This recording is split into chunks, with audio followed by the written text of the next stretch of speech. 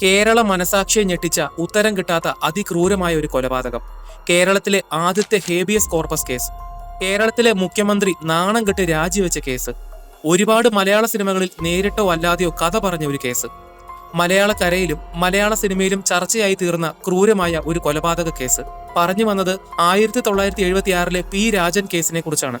മലയാള സിനിമയെ സ്വാധീനിച്ച അതിക്രൂരമായ പി രാജൻ കേസിനെ കുറിച്ചാണ് ഇന്ന് ഈ വീഡിയോയിലൂടെ പറയാൻ പോകുന്നത്.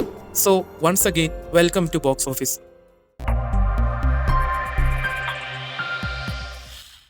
വർഷം 1975. ഇന്ത്യയിൽ അടിയന്തരാവസ്ഥ പ്രഖ്യാപിച്ച സമയം. അടിയന്തരാവസ്ഥ പ്രഖ്യാപിച്ചത് മൂലം ഇന്ത്യയിൽ പൗരന്മാരുടെ മൗലിക അവകാശങ്ങൾ താൽക്കാലികമായി നിർത്തിവെച്ചിരുന്നു. അതേ തുടർന്ന് രാജ്യവ്യാപകമായി പോലീസ് രാജ് നടപ്പിലാക്കിയിരുന്നു. പോലീസ് രാജ് നടപ്പിലാക്കിയത് മൂലം പോലീസിന് അവരുടെ അധികാരം ഏതറ്റം വരെ പ്രയോഗിക്കാൻ കഴിയുമായിരുന്നു. എന്നാൽ അടിയന്തരാവസ്ഥ പ്രഖ്യാപിച്ച സമയം മുതൽ രാജ്യത്തുടനീളം നക്സൽ പ്രസ്ഥാനങ്ങൾ ഉടലെടുക്കുകയും അവർ പോലീസിനെ കാര്യമായി ആക്രമിക്കുകയും ചെയ്തിരുന്നു. അങ്ങനെ നക്സൽ പ്രവർത്തകരെ പിടികൂടാൻ വേണ്ടി പോലീസ് തീരുമാനിക്കുന്നു. അതിനുവേണ്ടി കേരളത്തിൽ 2 സ്പെഷ്യൽ പോലീസ് ക്യാമ്പുകൾ ഉണ്ടാക്കുന്നു.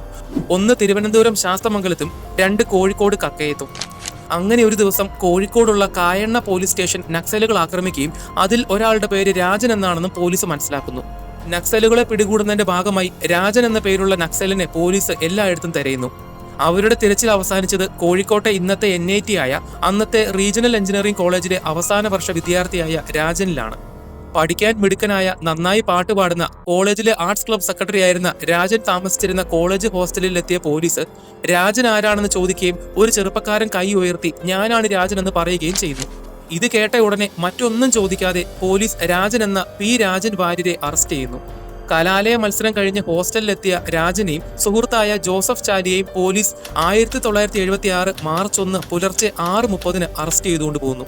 ഇവിടെ പി രാജനെ അറസ്റ്റ് ചെയ്യുന്നതിന് പ്രധാനപ്പെട്ട 2 കാരണങ്ങൾ ഉണ്ടായിരുന്നു. അതെന്തായിരുന്നുവെന്ന് ഈ വീഡിയോയുടെ അവസാനം പറയാം. DIG ജയറാം പടിക്കൽ, SI പുലികോടൻ നാരായണൻ എന്നിവരുടെ നേതൃത്വത്തിലായിരുന്നു അറസ്റ്റ് നടന്നത്.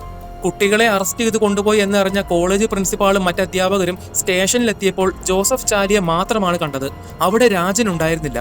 ജോസഫ് ചാലിയുടെ പിതാവിന്റെ രാഷ്ട്രീയ പരിചയം വെച്ച് അദ്ദേഹം തന്റെ മകനെ അപ്പോൾ തന്നെ പുറത്തിറക്കി. അപ്പോഴും ഒരു ചോദ്യം ഉയർന്നു വന്നു. അറസ്റ്റ് ചെയ്ത് കൊണ്ടുപോയ രാജൻ എവിടെ? രാജൻ എന്ത് സംഭവിച്ചു?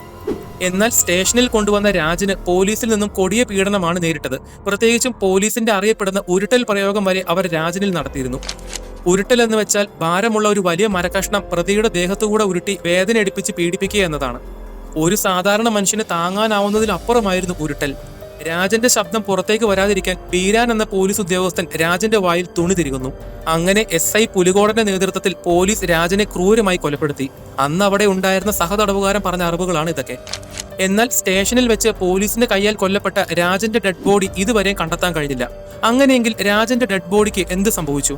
50 വർഷത്തോളം ഉത്തരം കിട്ടാത്ത ഒരു വലിയ ചോദ്യത്തിന്റെ ചില ഊഹങ്ങൾ മാത്രമാണ് ഇനി പറയാൻ പോകുന്നത്. രാജനെ കൊന്ന ശേഷം രാജന്റെ ബോഡി പോലീസ് ജീപ്പിൽ കൊണ്ടുപോയി പുഴയിലിടാൻ തീരുമാനിച്ചെന്നും ഡെഡ് ബോഡി പൊങ്ങി വരാതിരിക്കാൻ വേണ്ടി അവർ രാജന്റെ വയറ് കീറിയാണ് പുഴയിലിട്ടതെന്നും ചിലർ അവകാശപ്പെടുന്നു. രണ്ടാമത്തെ ഒരു അവകാശവാദമാണ് രാജന്റെ ഡെഡ് ബോഡി പഞ്ചസാരയിട്ട് മുഴുവനുമായി കത്തിച്ചുവെന്ന്.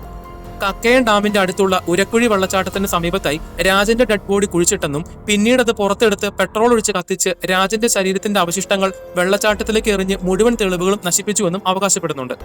ഇതിൽ ഏറ്റവും വിശ്വാസയോഗ്യമുള്ള തെളിവെന്ന് ഇപ്പോഴും ആളുകൾ വിശ്വസിക്കുന്നത് രാജൻ കൊല്ലപ്പെട്ട സമയത്ത് കക്കയം പോലീസ് സ്റ്റേഷനിലെ കരാർ ഡ്രൈവറായിരുന്ന ഒരു പോലീസുകാരൻ 2014 നവംബറിൽ കേരളത്തിലെ ഒരു പത്രമാധ്യമത്തിന് കൊടുത്ത ഒരു ഇന്റർവ്യൂവിൽ പറഞ്ഞത് രാജന്റെ ശരീരം കൂത്താട്ടുകുളത്തുള്ള മീറ്റ് പ്രൊഡക്റ്റ് ഓഫ് ഇന്ത്യ എന്ന സ്ഥാപനത്തിൽ കൊണ്ടുപോവുകയും അവിടുത്തെ ശീതീകരണ മുറിയിൽ രാജനെ പൂട്ടിയിട്ട് കൊന്ന് ശരീരം കൊത്തി നുറുക്കി അരച്ച് അവിടുത്തെ പന്നികൾക്ക് ഭക്ഷണമായി കൊടുത്തുവെന്നാണ്.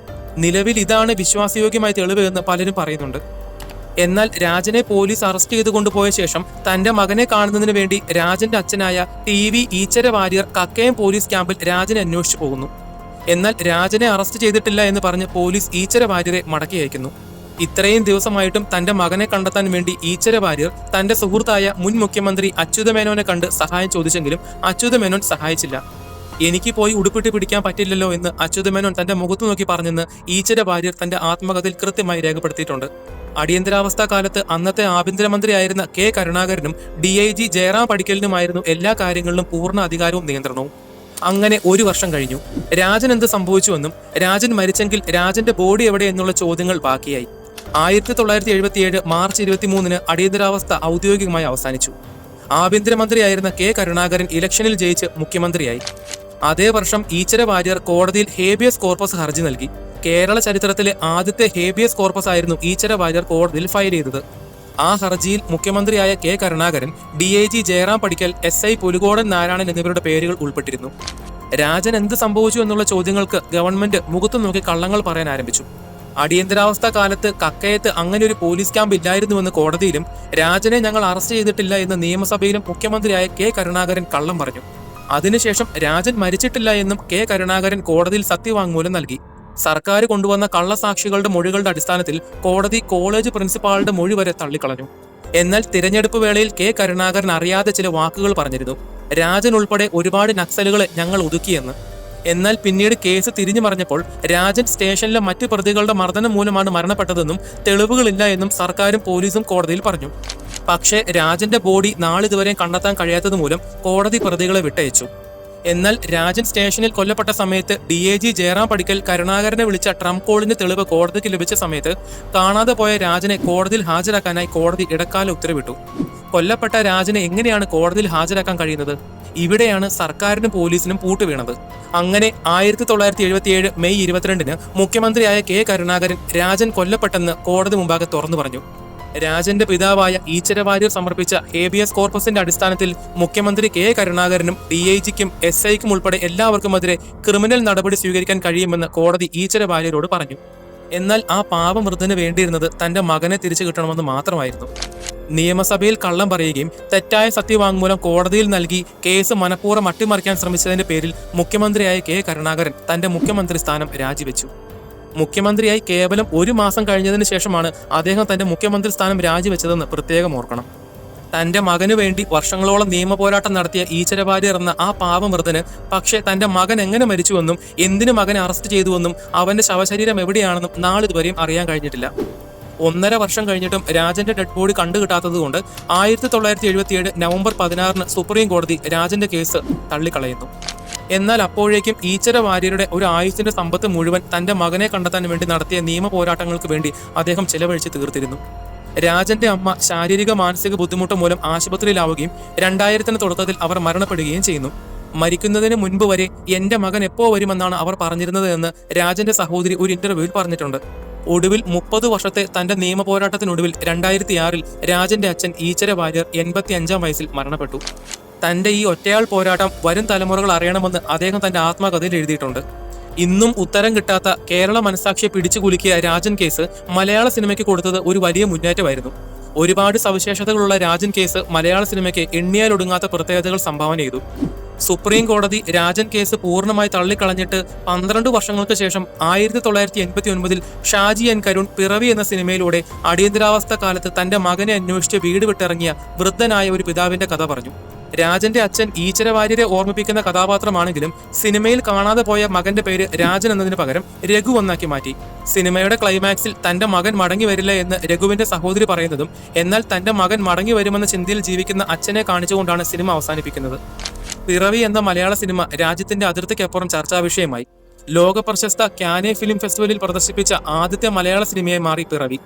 India, France, UK, Switzerland, America, Italy, Iran തുടങ്ങി ലോകത്തിലെ ഏറ്റവും വലിയ ഫിലിം ഫെസ്റ്റിവലുകളിൽ പിറവി പ്രദർശിപ്പിച്ച് അവാർഡുകൾ വാരിക്കൂട്ടി. സിനിമയിലെ ഈച്ചര വാര്യരുടെ കഥാപാത്രത്തെ അവതരിപ്പിച്ച പ്രേംജിക്ക് മികച്ച നടനുള്ള ദേശീയ സംസ്ഥാന ഫിലിംഫെയർ അവാർഡുകൾ കിട്ടി. തന്റെ സിനിമാ ജീവിതത്തിലെ അവസാന സിനിമയായ പിറവിയിൽ തന്നെ മികച്ച നടനുള്ള ദേശീയ സംസ്ഥാന അവാർഡ് ലഭിച്ചത് അവിസ്മരണീയമായ ഒന്നായിരുന്നു. എന്നാൽ രാജൻ കേസ് അടിസ്ഥാനമായി ആദ്യത്തെ സിനിമ പുറത്തിറങ്ങിയത് 1980-ലെ PA ബക്കർ സംവിധാനം ചെയ്ത ഉണർത്തുപാട്ടിലൂടെയാണ്. ആ സിനിമയുടെ പ്രിന്റ് ഇപ്പോൾ അവൈലബിൾ അല്ലാത്തതുകൊണ്ട് നമുക്ക് കൂടുതലായിട്ടൊന്നും പറയാനും കഴിയില്ല. 2013-ലെ ആഷിഖ് കപൂർ സംവിധാനം ചെയ്ത ഇടുക്കി ഗോൾഡ് എന്ന സിനിമയിൽ സുഹൃത്തുക്കളുടെ പഴയ കാലം കാണിക്കുന്ന സമയത്ത് സുഹൃത്തുക്കളിൽ ഒരാളായ വിദ്യാർത്ഥി ആഭ്യന്തരമന്ത്രിയുടെ നേരെ മഷക്കുപ്പി വലിച്ചെറിയുന്നതും തുടർന്നുണ്ടായ രാഷ്ട്രീയ പ്രശ്നവും ചെറുതായി കാണിക്കുന്നുണ്ട്. അത് വാസ്തവത്തിൽ ആ കാലഘട്ടത്തിൽ സംഭവിച്ച P. രാജന്റെ കേസിനെ അടിസ്ഥാനമാക്കിയിട്ടുള്ളതായിരുന്നു. 2021-ലെ തമിഴ് സിനിമയായ ജയ് ഭീമിൽ ഹേബിയസ് കോർപ്പസിനെ കുറിച്ച് പറയുമ്പോൾ ഇതേ രാജൻ കേസിനെ കുറിച്ചും നേരിട്ട് പരാമർശിക്കുന്നുണ്ട്. 80കളുടെ കാലഘട്ടത്തിൽ രാജൻ കേസുമായി ബന്ധപ്പെട്ട് ഒരുപാട് സിനിമകൾ ചെയ്യാൻ ആരംഭിച്ചെങ്കിലും പലതും രാഷ്ട്രീയ പ്രശ്നങ്ങൾ മൂലം ഉപേക്ഷിക്കുകയായിരുന്നു ചെയ്തത്. രാജൻ കേസുമായി ബന്ധപ്പെട്ട് ഒരുപാട് സിനിമകൾ സംഭവിച്ചെങ്കിലും രാജൻ എന്ത് സംഭവിച്ചുവെന്നോ രാജനെ എങ്ങനെ കൊന്നുവെന്നോ കൊന്നതിന് ശേഷം രാജന്റെ ബോഡി എവിടെ കളഞ്ഞു എന്നീ കാര്യങ്ങളൊന്നും ഒരു സിനിമയിലും പറയുകയോ കാണിക്കുകയോ ചെയ്തിരുന്നില്ല. അതിനുള്ള ധൈര്യം അവർക്കില്ലായിരുന്നു എന്ന് വേണമെങ്കിൽ പറയാം. എന്നാൽ 2016 സഹപാഠി 1975 എന്ന മലയാള സിനിമ റിലീസായിരുന്നു. ഈ സിനിമയിലൂടെ പുറത്തുവിടുന്ന സത്യം കേരളത്തെ ഞെട്ടിക്കുമെന്ന് പോസ്റ്ററിൽ തന്നെ അവർ എഴുതി വെച്ചത് സിനിമയ്ക്ക് ശ്രദ്ധ ആകർഷിപ്പിച്ചു.